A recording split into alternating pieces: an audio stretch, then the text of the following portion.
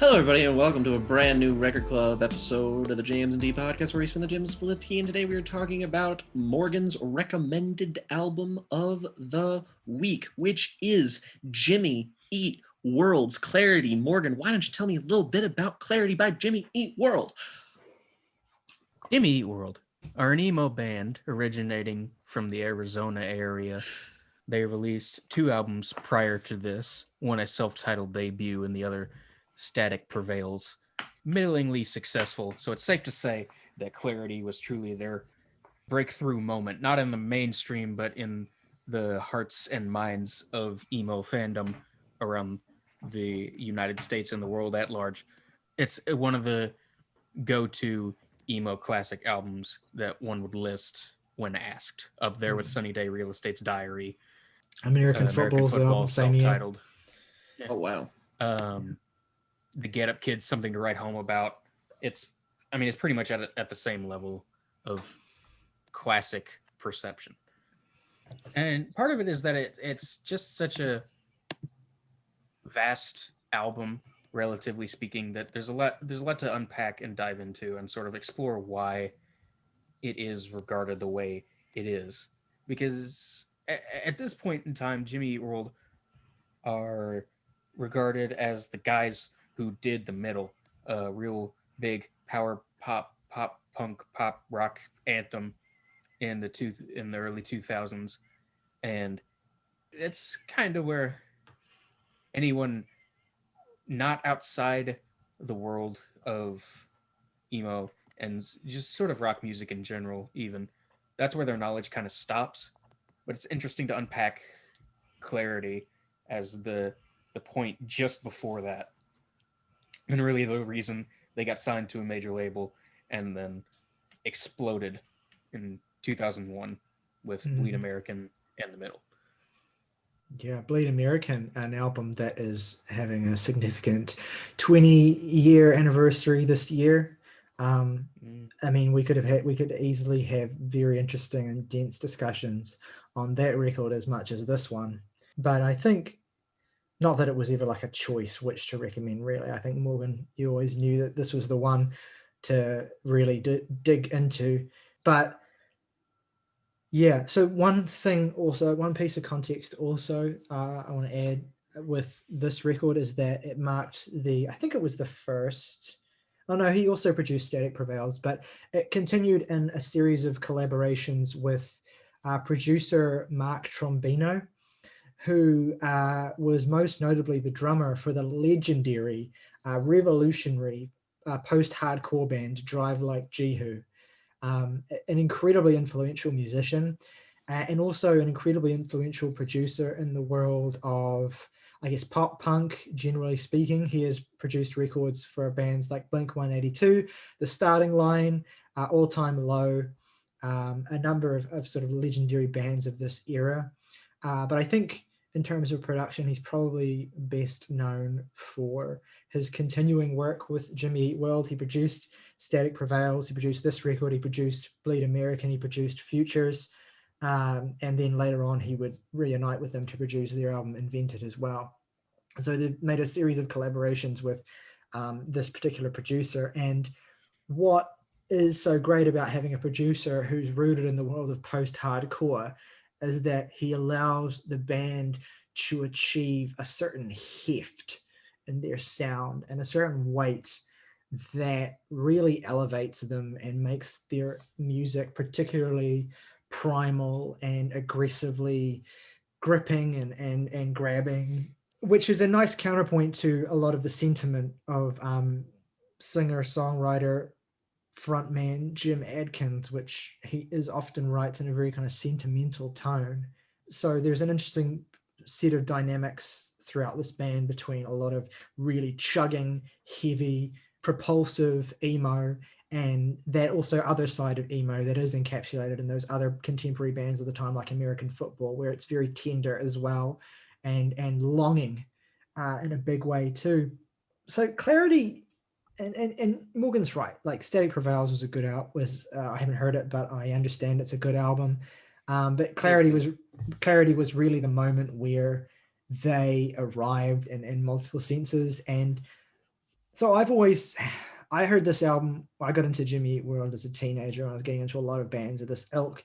I liked them quite a bit. This was the record I liked the most from them, and I thought it was great. And I've always loved it to some extent. It's just so thrilling and emotional in a way that's kind of difficult not to connect with as a teenager or just as a young person. But weirdly, it's taken me till the last week or so to really understand the clarity. And I don't even know if that's the right word, because I can't claim to know every detail of the specific things that Jim is talking about on every single song. But I'm at this point where I feel this emotional connection to everything on every second of this album feels like it speaks to my heart. And I'm not going to get into it, but I've had a fucking terrible week. I mean, it's just been a terrible month, really, in a lot of ways. And this has come along at a certain point where I felt like, I don't know, like I was, I don't even know where I'm going with that. It just, shit just hit different, you know what I mean? And and I guess I started to feel what Jim and the band are feeling on this record in a way that's just more than the typical kind of superficial empathy that you might feel for emotional songwriting on a rock record. Perhaps it's just being at a particular juncture of life where lines like "it happens too fast to make sense of it and make it last" on the opening track feel painfully relevant. This is an album that has a lot of kind of immediacy and a lot of hooks and a lot of emotional gravity. But I am curious how you guys feel about this record and what you take away from it, I guess. I have lots to say, but I don't want to front load all my thoughts because otherwise it just gets too draining. Well, I think I had a bit of trepidation approaching this album, which is weird to say because I am a Jimmy Eat World fan. I love every album I've heard from them, more or less. I think my least favorite that I'd heard from them at the time was what's the one with the girl in the rain jacket cover, Morgan? Integrity Blues. Integrity Blues. That one was probably my least favorite, but it was like still a really good album. So I mean, it's just like, oh, well, then why are you trepidatious? It's just like, well, I checked the Rate Your Music page, and whenever the little green number pops up and it says 5.00 when it comes to how many people have rated the album, you tend to approach the album and be like, oh, this is one of those. So yeah, there's a lot of pressure here. Thankfully, I can be honest and just say that I fucking love this album. I really, really enjoyed it. In fact, I'd say it's at least top 3 from what I've heard. I didn't really expect. I don't know. I guess I just didn't expect it to sound the way that it did. It's very. It's definitely not as clean as something like Futures. It's got a more of an edge to it, and as a result, I was just kind of like, interesting. I wonder if going back a bit further like this will yield anything, like if I can notice any substantial differences, because I'm mainly familiar with the more recent half of their career. And they definitely owe a lot more to like traditional emo song like structures. Like they get a little bit more like pop and rock influence as they go on. So here it's a bit more formless and just kind of wherever the song can take them. And they get really, really ambitious on occasion with some of the ideas for songs they do in terms of like sheer sonic just detours. The closing track, Goodbye Sky Harbor, comes to mind, which is a fucking behemoth of a song that I was just, again, you see something like that on like an emo album and you're just like, Jesus fucking Christ. I've listened to emo albums that are as long as this song. I mean, are they going to be able to like maintain this? And thankfully they do. They use a lot of really interesting like repetition in that sort of just kind of lulls you through that track and its distinct phases and shifts. And it's just sort of the lyrical passages are really evocative, and that's just sort of true throughout the entirety of the album. Like it opens really strongly, I think, with Table for Glasses, which is just sort of like it's just sort of like a very humble beginning to all of this. I will say, I know this is probably going to come off as heresy to Tyler and Morgan, who definitely love this with their, and you love it with your entire pussy, and I respect it. I really, really do. There are just some songs here that just simply do not hit me as hard as others. I will say I want to highlight 3 specific songs as being my favorite, giving away the bag a bit early, but I already mentioned how much I like Goodbye Sky Harbor. I think that's a track that basically earns every second of its runtime. It's an insanely imaginative track. It's ambitious, it's poignant, it's moving, it's beautiful. I really like that song. But the 2 songs I would say my top 2 Jimmy Eat World songs, other than the incomparable Drugs or Me off of Futures, which is probably never going to be dethroned, but solid second and third place here. We have track number 4, Believe in What You Want, and track 6, Crush. Crush just that shit's hard, man. Like everything about it is sort of like like emblematic of the album, of like why that song works for me, but like it also just fucking goes. The guitar work on this album is just absolutely fucking sublime. I think that like the tones here are great, but just the way it's put into the mix really fucking works for me. I love how propulsive this is, but also how measured it can be. There are a lot of these songs that like they'll go into being a little bit more mid-tempo. They won't be as fast, as aggressive as they would get later in their career. And I think it really, really works for them just because they have these really contemplative, very sincere lyrics. And I think that's just sort of epitomized by Crush. But Believe in What You Want is boy howdy, this album has, I think, Tyler's incredibly world-weary approach to this album so far sort of indicates, it sort of gives it away. That this is a very it's very indicative of the scene that it comes out in many respects, and just sort of and I say this, and it's not like a dig at all, but it's like the sort of juvenile and kind of youthful attitude that this album is like brimming with, I think is again epitomized by lots of really great songs here, Crush being one, but Believe in What You Want might be the best example of that. I think that this track just fucking floors me.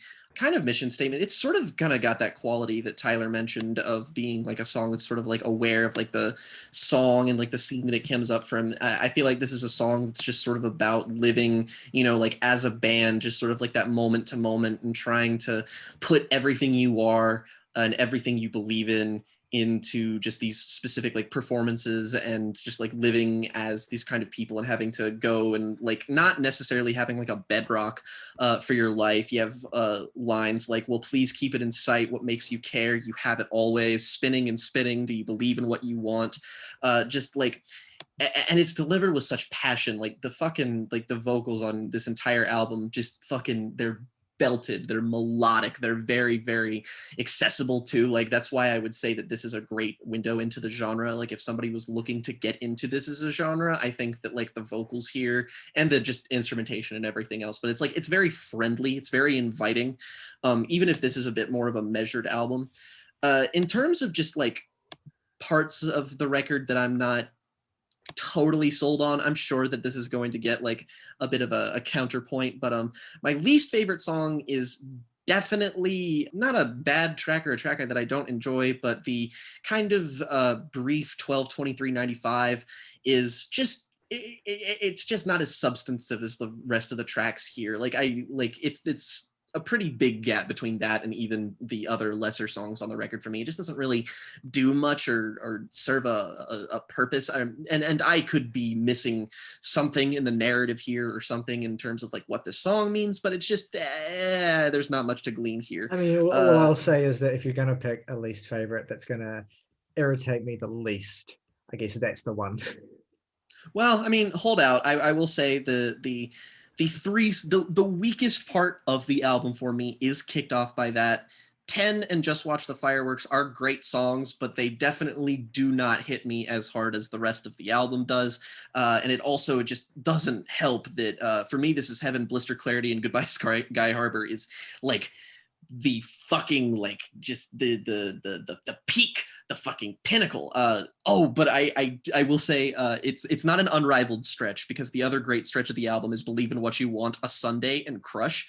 That fucking back to back to back is also just fucking incomparable. And what kills me though is that it's just like, if you take out 12, 23, 95, and I'll say I definitely prefer Just Watch the Fireworks to 10, but if you take out 12, 23, 95, and 10, then the middle of this album is basically stone cold perfect for me. And it's just like emo classic after classic after classic after classic. And it's just, it's burgeoning on there. It's like this album has the potential to overtake Futures as my favorite, but it's not quite as tight.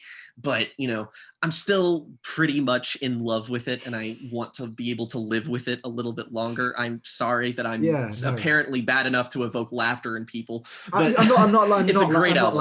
I'm not laughing. Yeah, I hate saying this because it's like one of those things that people say, and it's like, ugh, yeah, sure, I guess. But like, I do feel like those tracks might grow on you.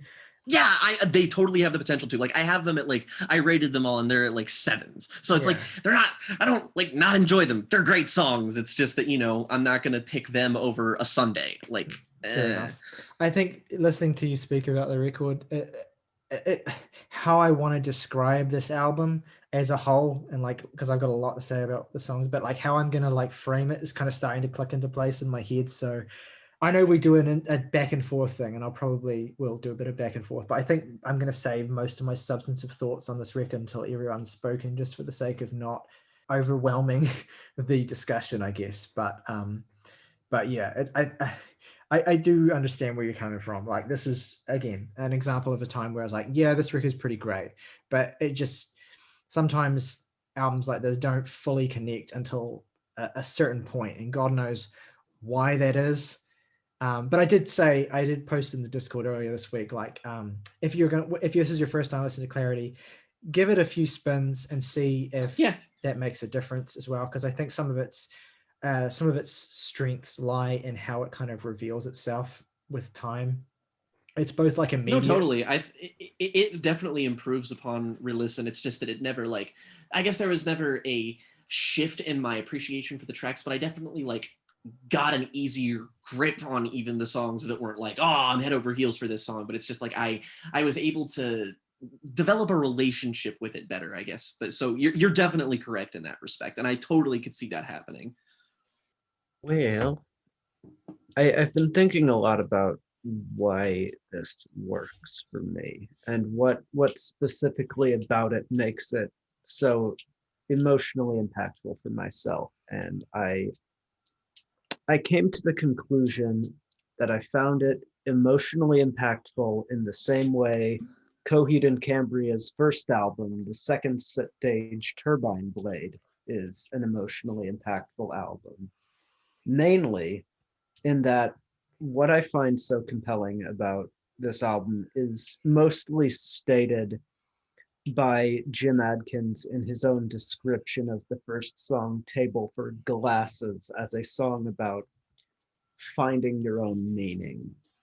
And I feel that encapsulates so much of this album, where it's not necessarily about the individual words or lyrics, but more the mosaic these small pieces paint as a whole to form something which is so human and so emotionally charged. I really get behind that, and I think it's an amazing quality that's hard to capture, and this record captures beautifully.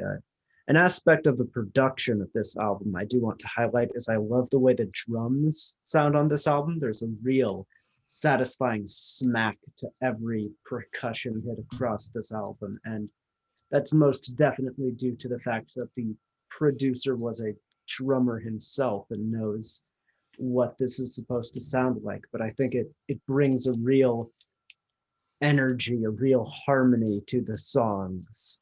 And I noticed that especially early on in the album, where I was really getting into that, just that sound and how it played into the very delicate the very delicate instrumental passages being created. And at the same time, I like when this album is able to get more blistering, vigorous, and fiery, like on later tracks like Blister and the title track Clarity, where I'm really, really engaged in just the fury and just righteous anger this band has in everything they're saying.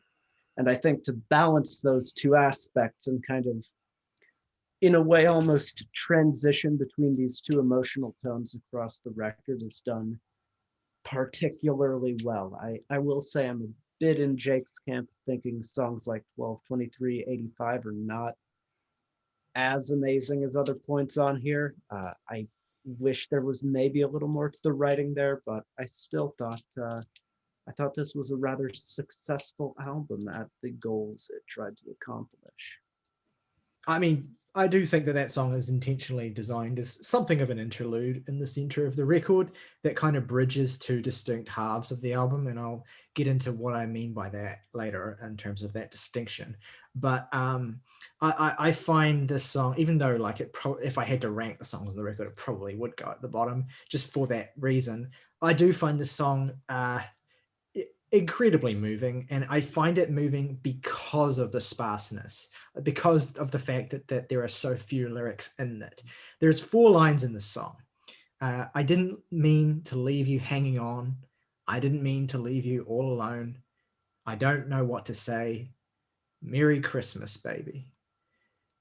That combined with the title, which obviously alludes to a specific Christmas, that sense of like you don't really have a context for what the situation is here, but the sense that someone is apologizing for something where they know that they've fucked up, but they also know that they've done irreversible damage, and they also know that they are, or maybe they don't know, but they're failing to make a connection with someone that person desperately needs them to make. They're being held they're holding themselves at a distance, and it really guts me. And I just I don't know, if there was more lyrics to this song, I feel like the beautiful sentiment of that situation where it's just this person failing to communicate and then just lapsing into a sentiment, Merry Christmas, instead, it fucking guts me, man.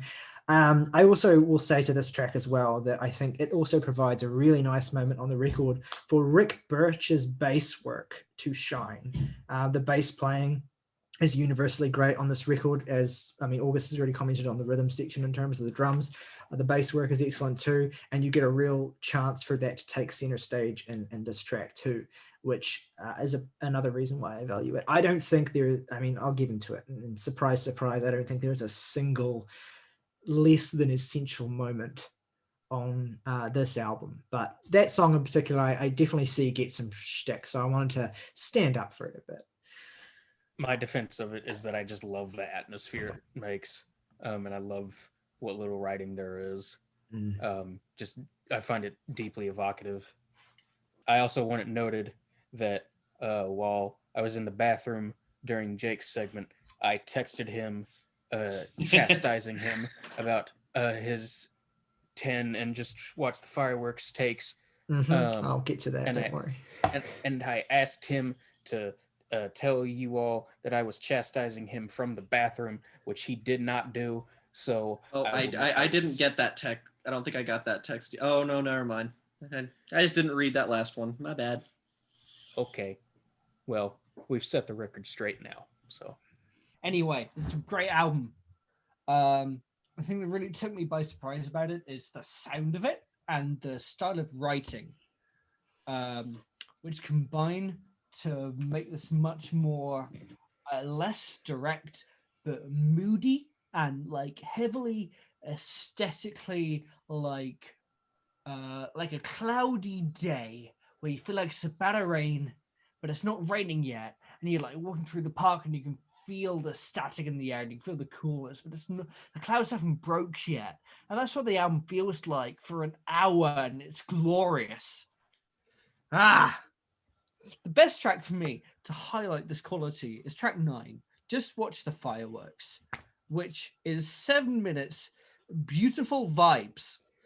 In a way, this almost feels like the more laid back of post-rock, the whole album, and like how focused it is on creating atmosphere and like emotion through very calm music. There are exceptions, namely one of my favorite tracks, Your New Aesthetic, a rage against industry pressures to fit a certain mold. This song goes, and it's incredible. So typical of what I love about emo music. I think this album's not a great time, but it's a real like indulgent feast of emotion. I want to say that I don't know how much of this has been coming across my body language, but if I've been tense, it's not because of your opinions, which I really, obviously I care if you like this album, but I'm not going to get upset if you dislike certain things about it or anything. If I appear tense, it's just because I am incredibly emotional right now thinking about this album. And I have been all week. Every time I listen to it, I've come undone.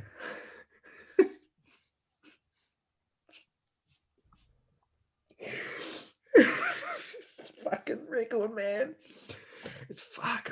I just The reason in particular that I kind of was being a dick to Jake about his 10 and Just Watch the Fireworks take is that is the exact moment that I pinpoint on the album when I start crying, and I don't stop until the album finishes. It's like 10 finishes and I'm like a little misty. Dude. And then towards the midsection of Just Watch the Fireworks and the violins start, and I'm just like dude, the strings on this album though, those are something else. Those are something else. It's that, yeah, that's definitely it. But like lately it's been like I've started crying earlier and earlier the more I've listened to this record. And I've just cried for longer and longer. Look, so I think I have a way of like framing the record now that I kind of was fumbling at when I started earlier.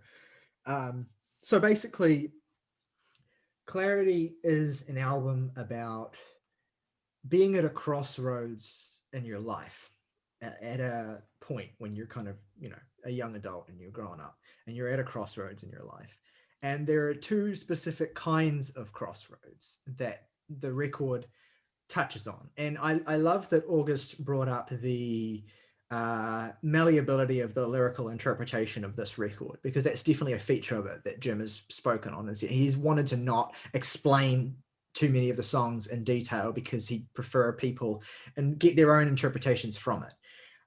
But as I read this record, I see these two kinds of crossroad experiences being touched on.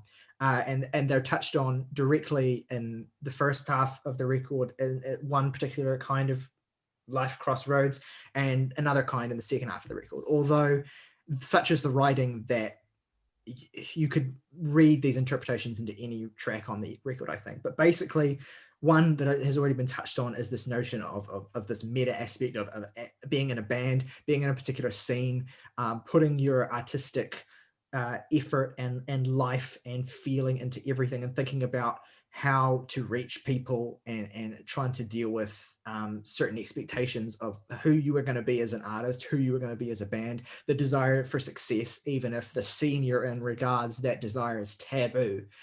Touched on beautifully in that 3-track string, which directly interrogates this theme of Lucky Denver Mint, Your New Aesthetic, and Believe in What You Want.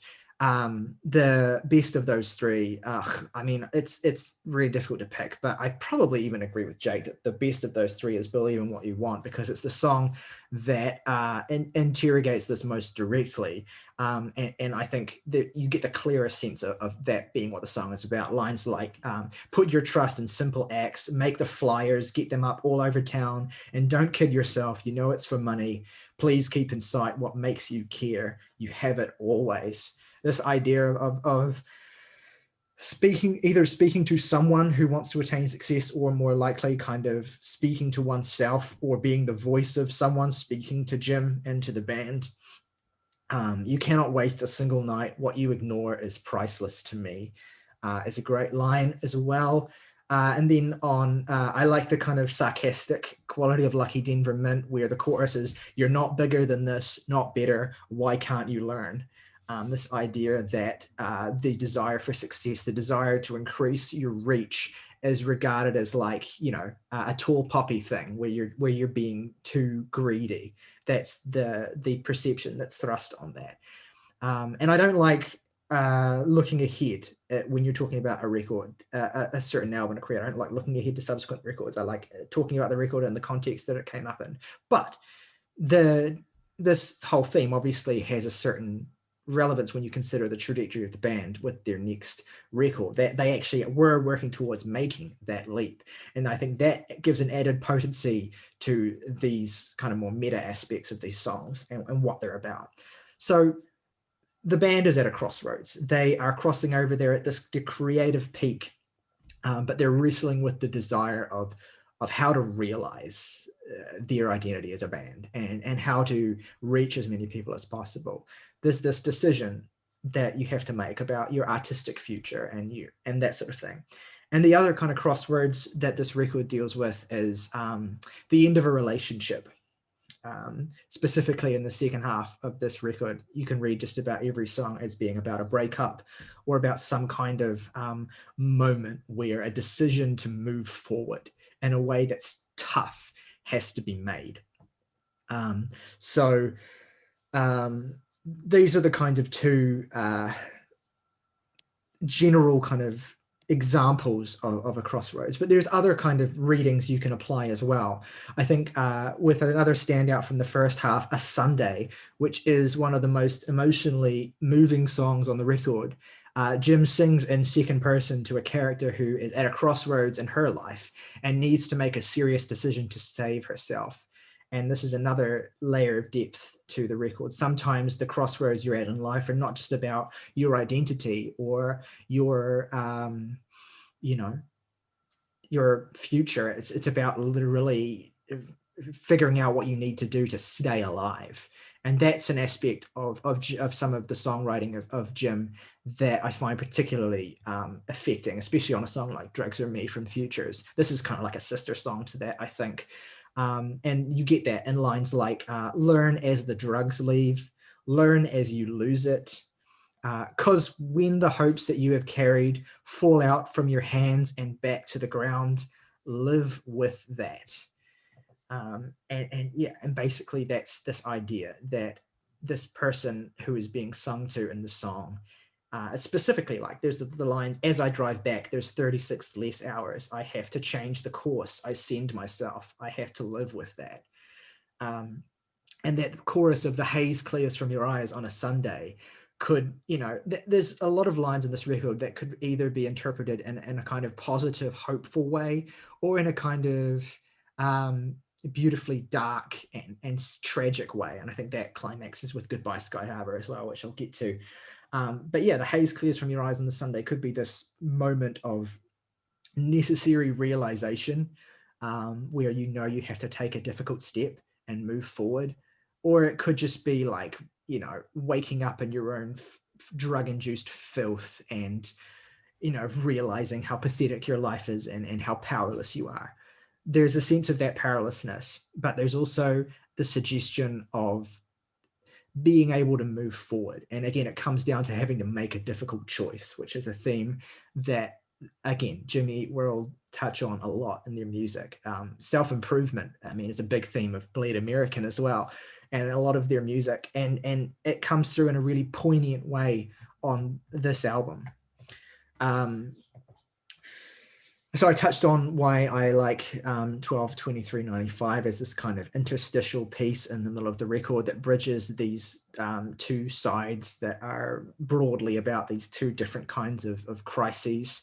But it's kind of a standard take on this record to say that it's backloaded. And even though I don't think that's the right way of describing it, because I love this entire record, there's a certain energy that is hit on the back half that elevates this from great emo album to just going to say it, my favorite emo album of all time.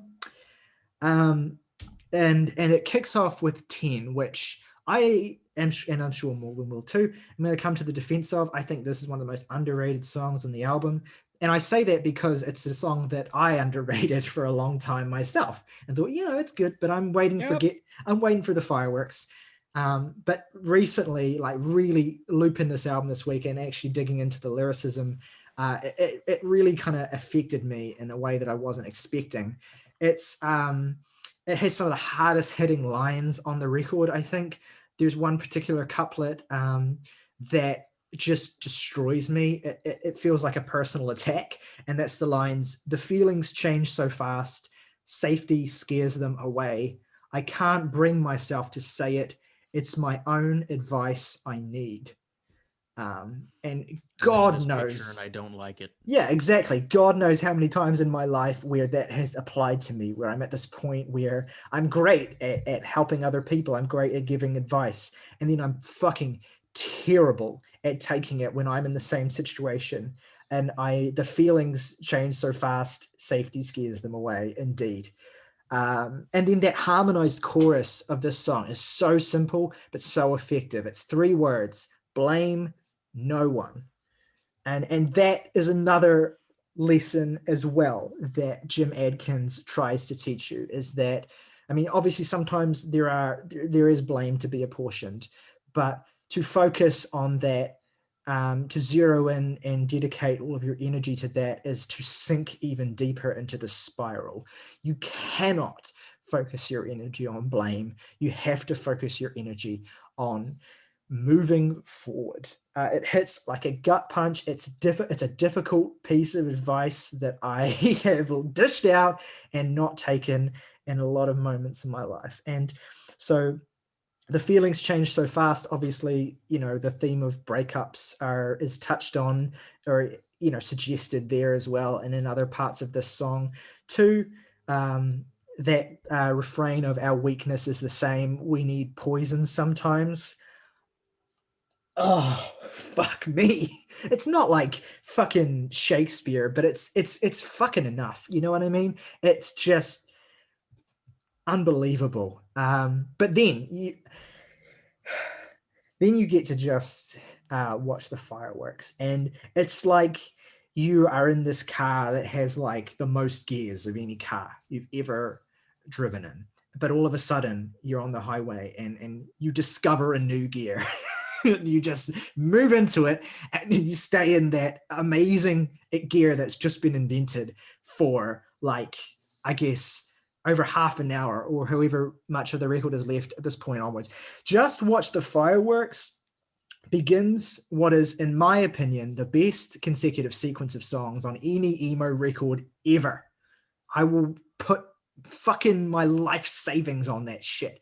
It is one of the most mature songs about breaking up you'll find in emo, which is not to diminish emo, but just to say that seldom is their songwriting as beautifully, again, it sounds condescending when I say as beautifully grown up as this, but it just is. It's just on a different level.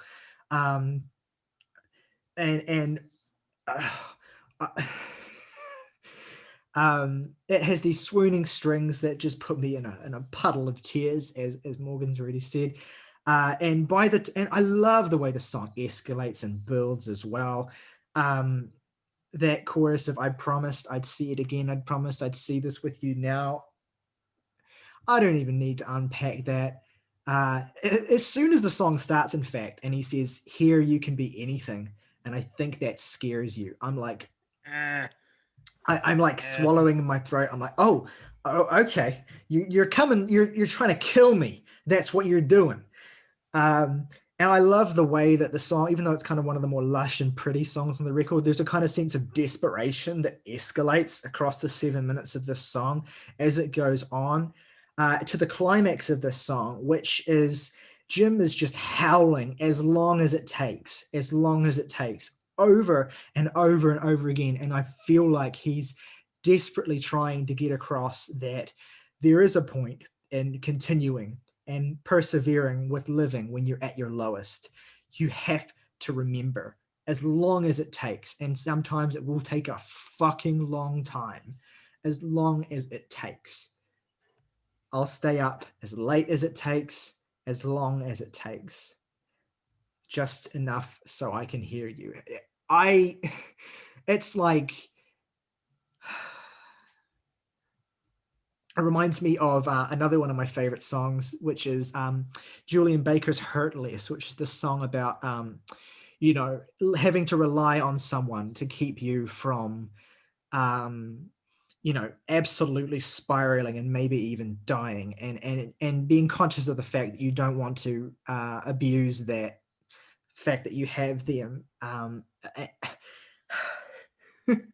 But yeah, there's a sentiment in that song where it's like, as long as it takes to make this hurt less, I want to be here in your arms and shit. And it's just, fuck me, man.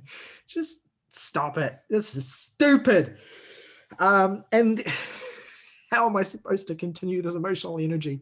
Because while it's difficult to pick favorites on a record like this, and it continues changing every time I listen to it, I think the best song on this album is, for me, This Is Heaven. Fuck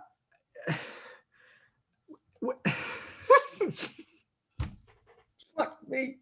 So this is a song where again, you're coming back to this theme of something ending and this emotional tenor of knowing that a difficult ending is approaching, and you're wanting to avoid it as much as possible, but you're hurtling towards it.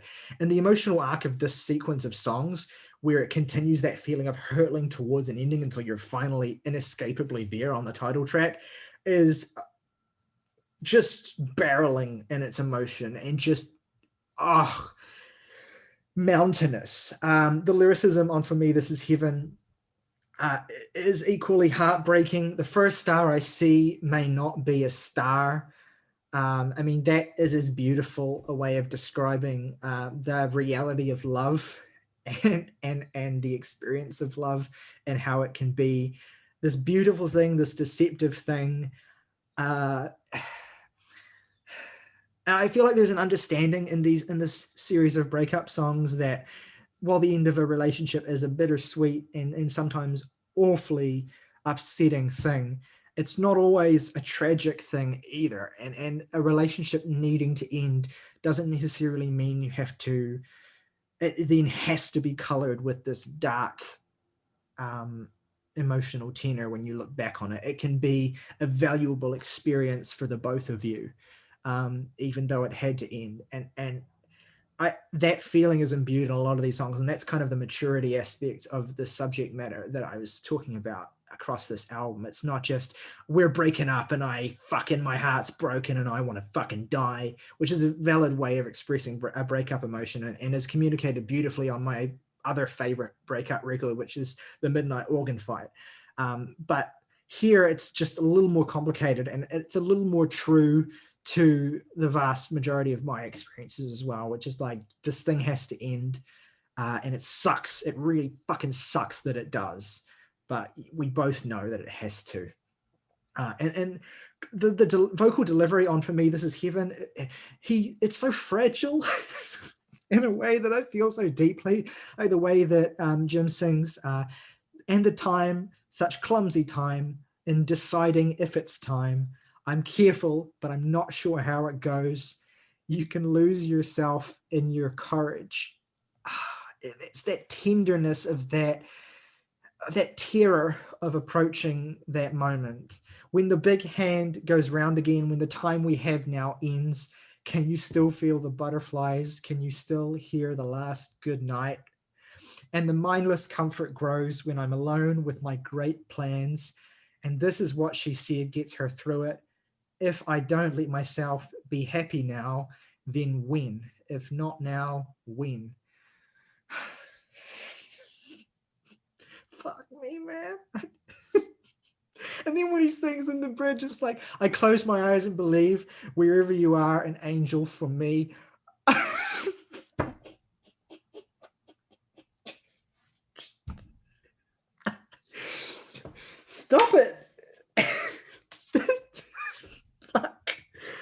crying and I'm laughing and I'm crying and I'm laughing, and it's absurd. And then you go into Blister, which is this shot of adrenaline that comes at this perfect moment without, taking the air out of what came before it either. And this is also the only song that Jim doesn't sing. It's sung by one of the band's secondary guitarist, Tom Linton. I think that's, anyway. It's a great, absolutely barnstorming song. Very kind of classic Jimmy Eat World banger. And it continues that feeling as well. Take advantage of these times, you said, which again touches on that theme of taking away from a tragic ending a sense of growth, that it wasn't all for nothing. You let me down, it hasn't been the first time. As I'm falling in the pit of fire, my mind's made up, I'm never coming back here. So there is a sense almost of like bitterness even on this track of a certain part of that process of moving forward where you kind of do have to turn your back in some ways on certain things. And that chorus of, how long would it take me to walk across the United States all alone? That's just one of the best emo pop punk choruses of all time. Like, if that shit doesn't make you fucking want to howl along, then, I mean, what fucking will? You know what I mean? There's a darkness to the song in contrast to the previous two songs. I think adds to the shades of this experience. And then the kind of sense of like hurtling nihilism that's in this track as well, like in lines like, don't try and stop me because I'm falling fast into this pit of fire that surrounds us all. That again ages into a kind of more mature reflection on, until for me, This Is Heaven overtook it. Clarity, the title track, was my favorite song on this record. And I think it's the absolute emotional climax of this album. And it is one of the most intelligent and affecting breakup songs ever written. I think in many ways it's the ultimate breakup song, overtaking my previous favorite breakup song, which is My Backwards Walk by Frightened Rabbit. Not that that's any less good, it's just that this one's been hitting different lately and it has layers to it that I just absolutely love. The chorus of this track is fantastic because it's like different shifting stages of moving to the acceptance of the breakup. Wait for something better. Will I know when it can be us? Like the denial stage. Wait for something better. Maybe that doesn't mean us. Kind of moving past the denial stage to kind of, coming to grips with reality emotionally for your partner and yourself. Wait for something better. I shouldn't. It's not enough. Again, that push and pull that you're feeling when it's like you have to accept the new state of things, but that really fucking hurts to do.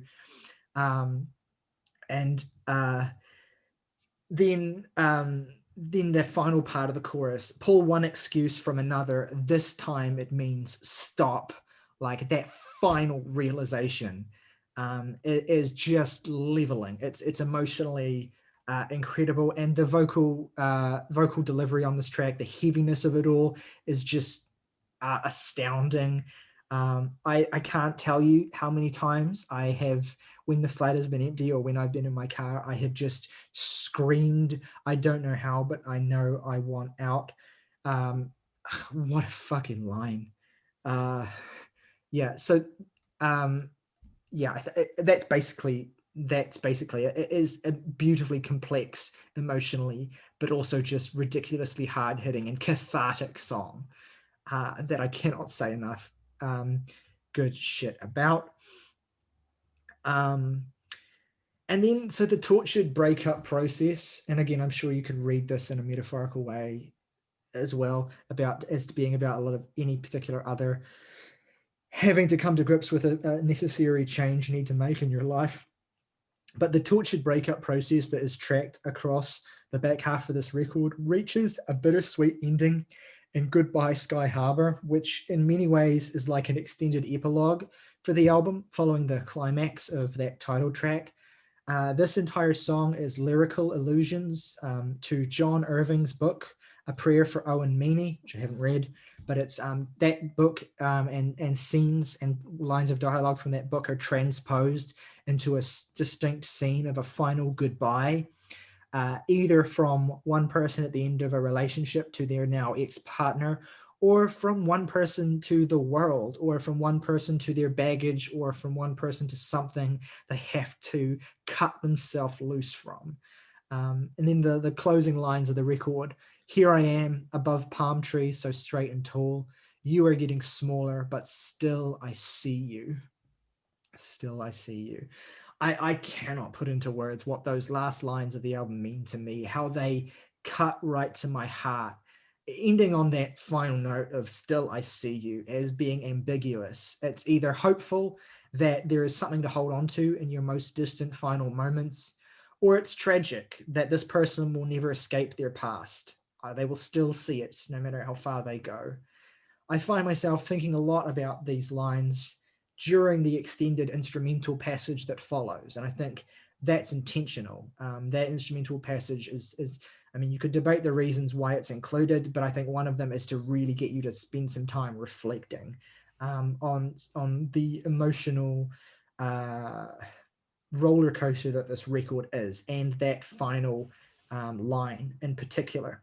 It's one of my favorite endings to any album ever. It's the way this song settles into a repetitive iteration that is very dreamy, but never stays static. They're always piling on harmonies and layers as it progresses. It's beautifully detailed. There's incredible instrumental detail. There's organs in this, there's horns. It's just incredibly gorgeous.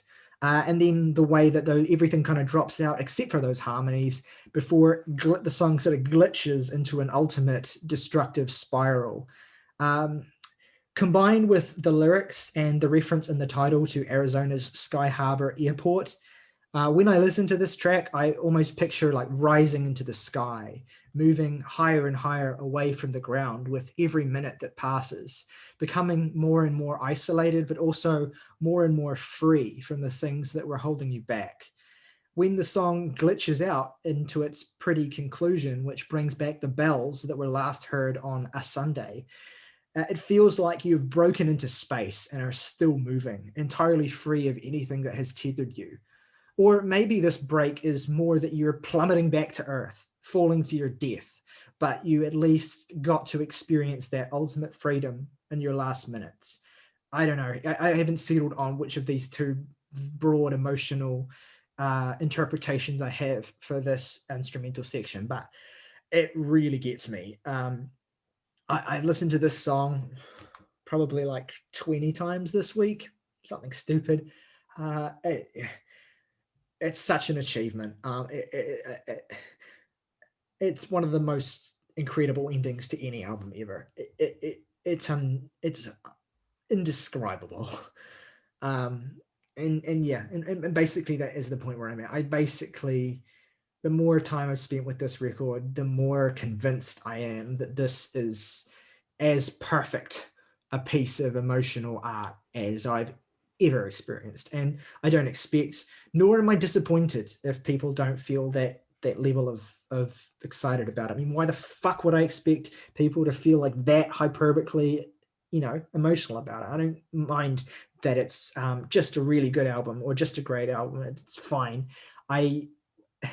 I care about what it does for me and what it has done for me, and the way that now here, having turned 24 just over a month ago, I am finding myself increasingly more and more, even though I'm in a stable and happy situation in my life, generally speaking, I'm finding myself more and more reflecting on the past and how distant so many important parts of my life are becoming and have been.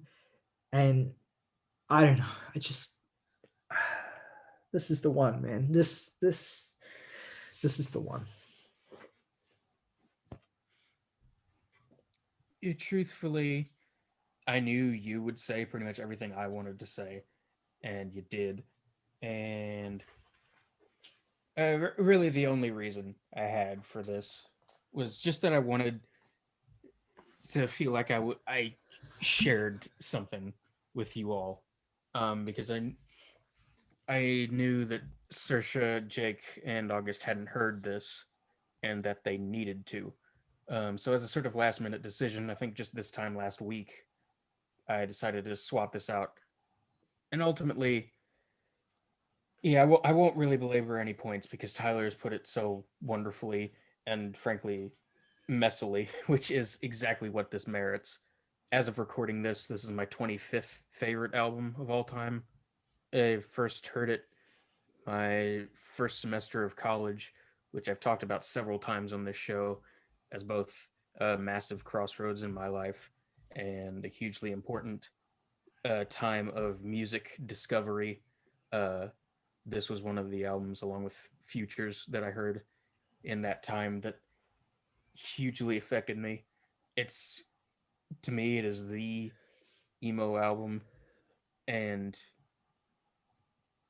I am real glad we get to sit here and post about it.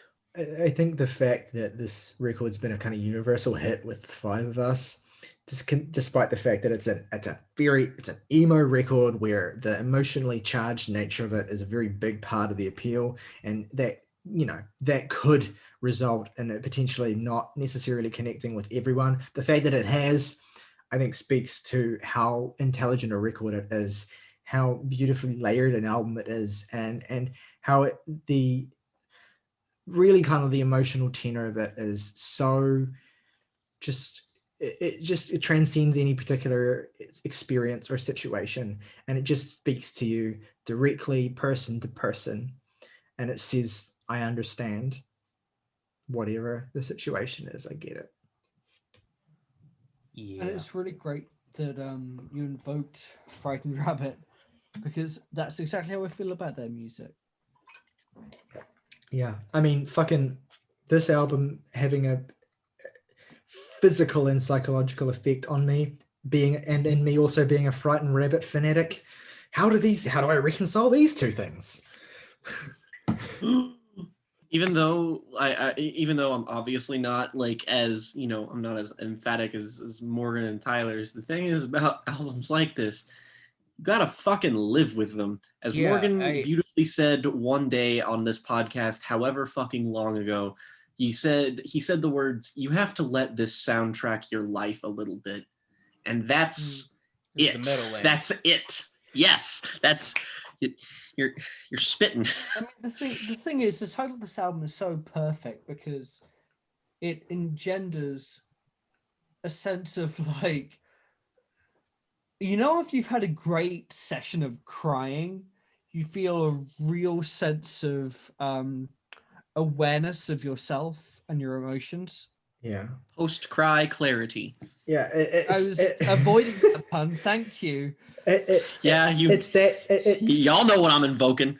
It's a neat. I'll invoke you. It's a neat summation. It's a neat summation of that thing I was talking about, where one of the predominant themes of the record is kind of like approaching a moment when you have to make a decision for yourself, and you might avoid that clarity for a long time because it's scary, and it's frankly terrifying.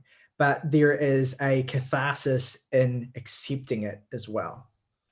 I mean, it's interesting that, for reasons I won't go into, in the past week, I made a lot of very big decisions about my life that involve a sense of confronting things that I'm scared of making decisions on, that have been knocking at my door for a long time. And it just so happens that it's while I'm listening to this record. I don't know if they're connected, but it could be, because boy, is it there. Mostly, I'm thrilled that August found a real genuine connection with this record, because I predicted August would like this album, and I always feel a bit nervous when I predict August will like something, because it's hard to tell, but I had a feeling that this would connect, and it's very satisfying to be right. Yeah, I generally try not to predict what August will like, because August is August. Yeah, I generally do too. I've learned my lesson there. I can speak at least to that sense of the real confrontation this album brings, in a sense. in that I am in a similar position, and I definitely understand. I definitely feel if I had listened to this maybe a year ago, I wouldn't have understood it in nearly the same way how I get it now, and what this is evoking emotionally. But yeah. So I can't disagree.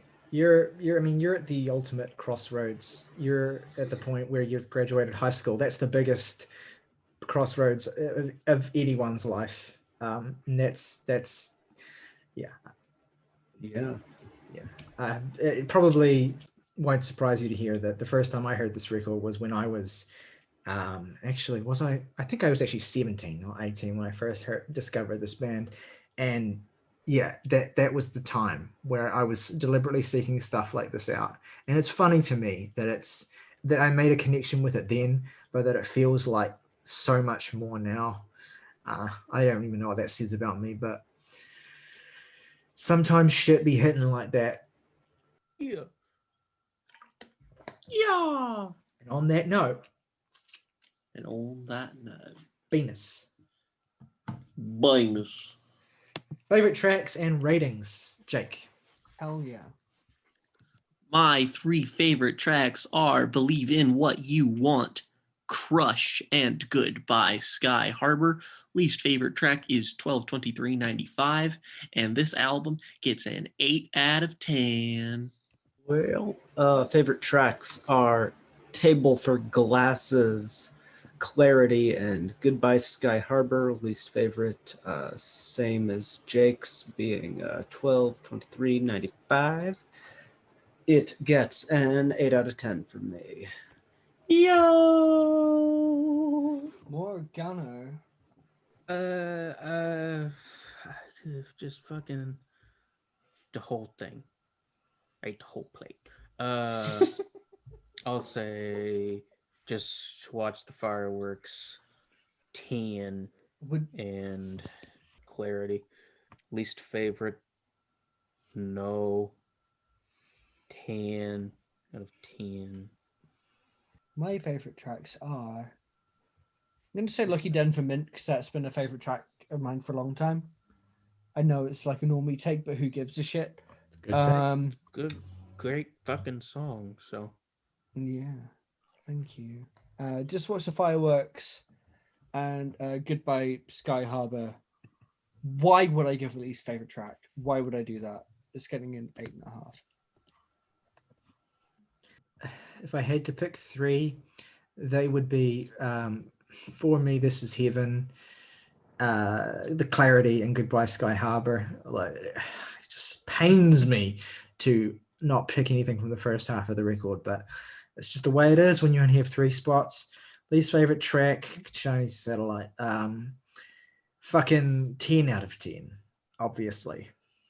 Which comes out an 8.9 out of 10, equivalent to Mars Volta, Deloused in the Comatorium, Liz Fairs, Exile in Guyville, and Brockhampton's Roadrunner, New Light, New Machine. God damn, that's some good fucking company.